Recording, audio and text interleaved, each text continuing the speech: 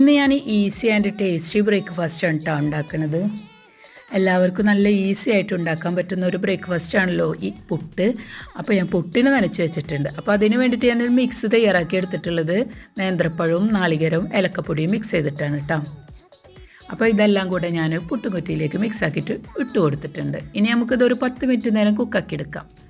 അപ്പോൾ ഒരു 10 മിനിറ്റ് നേരം നമ്മൾ സ്റ്റീം ആക്കാൻ വേണ്ടിയിട്ട് ഞാൻ സ്റ്റൗവിലേക്ക് വെച്ച് കൊടുത്തിട്ടുണ്ട് കേട്ടോ. 10 മിനിറ്റ് എടുക്കുന്നത് എന്തിനാണെന്ന് വെച്ചാൽ നമ്മുടെ നേന്ത്രപ്പഴമൊക്കെ ഒന്ന് കുക്കായി വരാൻ വേണ്ടിയിട്ടാണ് കേട്ടോ. ഇപ്പോൾ 10 മിനിറ്റ് കഴിഞ്ഞിട്ടുണ്ട്, നമ്മുടെ പുട്ട് കുക്കായി വന്നിട്ടുണ്ട് കേട്ടോ. ഇനി നമുക്കിതൊരു പാത്രത്തിലേക്ക് കുത്തിവിട്ട് കൊടുക്കാം. ഇതുണ്ടല്ലോ, ഇത് നമുക്ക് നല്ല പശു നെയ്യും അതുപോലെ തന്നെ പപ്പടമൊക്കെ കൂട്ടിക്കഴിക്കാൻ നല്ല ടേസ്റ്റ് ആയിരിക്കും കേട്ടോ. നല്ല മധുരമുണ്ട്, നല്ല പഴുത്ത പഴമായിരുന്നത്. കൂടാതെ ഞാൻ ഇതിലേക്ക് നല്ലൊരു പാൽ ചായ ഉണ്ടാക്കിയിട്ടുണ്ട് കേട്ടോ.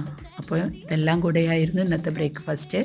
അപ്പോൾ എല്ലാവർക്കും ബൈ ബൈ, താങ്ക് യു.